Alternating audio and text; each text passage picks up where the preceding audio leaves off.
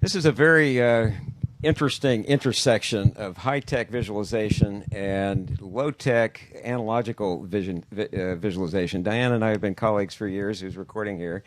And I get the feeling like for the last 30 years, those of us on the West Coast who've been pioneering this style of facilitation, really inspired by architects and designers and fueled by the creativity of Silicon Valley, are now intersecting with the tools that are allowing us to work virtually. And so I want to show you just how far this development in visual meetings has gone. I'm right in the middle of writing a book right now on visual meetings, and this is really aimed at the non-professional and to show people how much you can do if you just get the program, that behind all this visualization are some very, very interesting and powerful tools for how you think. Around the edge is a little model of the learning process. We begin in our minds imagining, we then engage and mess around and explore, prototyping, and then we try to find patterns and designs, and then we want to enact. Well, I want to show you how visual meetings work in all these different settings. Now, I personally find that what's between my ears is pretty amazing. It at least matches the holodeck. You're going to hear from Howard Rothman at the end of the day. These very, very vivid images that we have are the starting of things. People imagine possibilities. Somebody imagined TEDxSoMa. And we get all kinds of things, including sounds. Now, I personally love to work in a journal. And this is an example of something you can do, which is called a soul collage, which is just grab a bunch of images from magazines, put them in a journal, and then write about them, even pretend that you're the image speaking. But a colleague of mine likes to work in 3D. You don't have to work just with drawings. He works with spaghetti, noodles, and toothpicks and gets people to actually visualize organizational arrangements and how teams work. He calls it kinesthetic modeling. But this thing really kicks into gear if you use the tools of design to listen with and engage and interact as distinguished from presenting. It's a little bit ironic, actually, that I'm doing a PowerPoint presentation, because most of the time what I'm doing is people are talking, I'm listening, the visualization's happening, and then the people who talk see it. Well, this is an incredibly stimulating thing to have happen because there are little time lags in there. And people start matching, what did I hear, what did they draw, things that are missing, people add it in. So here's an example of me and my own company doing visual listening. It's very hard for a president of a company to actually, get folks in your staff to tell you everything they need to tell you. Well, in this case, I'm doing a traditional strategy talk, strength, opportunities, problems, and threats analysis. But I'm doing the listening. And anybody on my staff can look at this and see, did I hear what they said or not? It really makes a huge difference in the level of engagement. Now, we took this same activity, and West Coast Green is having one of the big conferences for builders who are trying to come up with green building. We put up an action hub where anybody could wander into this room and get visualized for an idea they had. And so we had dozens of people come in during the several days of the conference.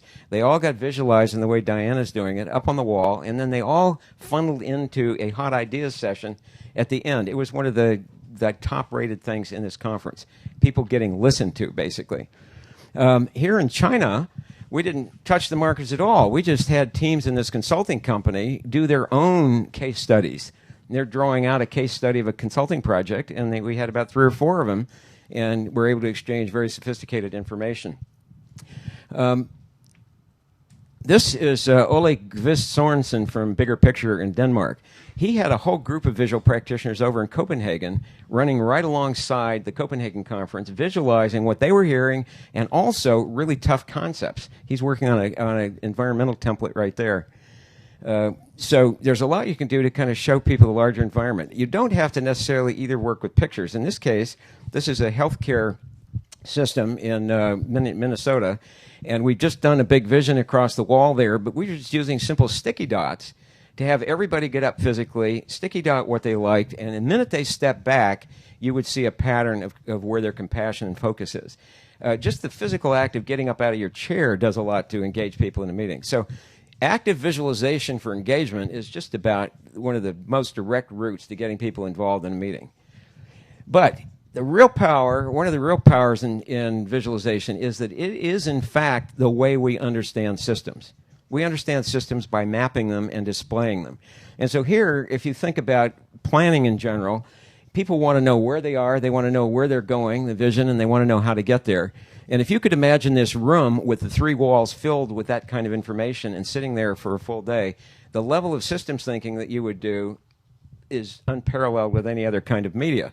Now, I think Minority Report and some of those other movies are showing, and even Navatar are showing what is going to come when these walls show up. We're still a few years away from it, but this methodology is going to be extremely hot when that happens.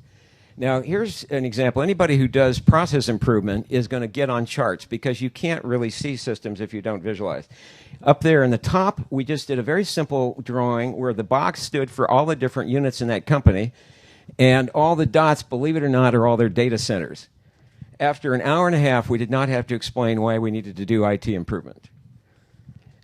Here was the Presidio of San Francisco. When it was turned over to the National Park Service, they wanted to have vision workshops all over the country, all over the region, and find out what people wanted to do. The problem with public meetings in this area is they're almost a blood sport in terms of people showing up and wanting to attack ideas and things, and people have legitimate interests. The dog runners want to know, the windsurfers want to make sure their interests are projected. On this map, which shows 5 years of planning, every yellow circle is where people can have public input. And the 5 channels are the 5 different planning processes that were occurring in parallel but not coordinated. Drawing this one map not only got those 5 planning groups to talk to each other, but it up on the wall allowed us in 2 seconds when we were facilitating, when somebody says, oh, I want to get a building, we'd say, oh, right down here in the green arrows is where you can bring it up. So we ended up having very productive meetings, and this big chart was one of the few ways we could actually show the process as a whole. And here's a company that said, let's ban PowerPoints entirely. Let's actually talk strategically for 2 days. So they had their CEO put up some visions over on the left. We did a whole interactive graphic history along the back, about 24 feet, and each of 2 divisions had 3 murals they were constrained to: a context map, a vision, and how they were going to get there, the strategy. And for 2 days, they had one of the most engaged strategy conversations with 60 people in that room. And there wasn't any flickering, anybody getting lost, going brain dead. They actually were engaged. So visual thinking then moves to, what are you going to do about it once you get a plan? And visualization turns out to be a type of enactment. When you share a visual or you actually co-create a visual, you're actually doing something. And in this case, a sporting goods company decided that its vision for one of its internal units was going to be the Olympics, and they ended up coming in at the end when they were sharing it with all their colleagues as an Olympic team, carrying the torch of culture, and as a group explained their whole vision. Well, everybody remembers it to this day, and they got little copies of this big visualization. You also can use story maps as a way to get a vision to persist. It's very hard to get people to remember the big picture when they're in the small picture. So this is a company that's doing business planning, but the larger strategy is up there. Here's a group of architects that is doing game planning all by themselves, no facilitators in sight. I'm going to end here with the REAMP group. This is 110 environmental NGOs and 15 foundations in the upper Midwest that are cleaning up global warming.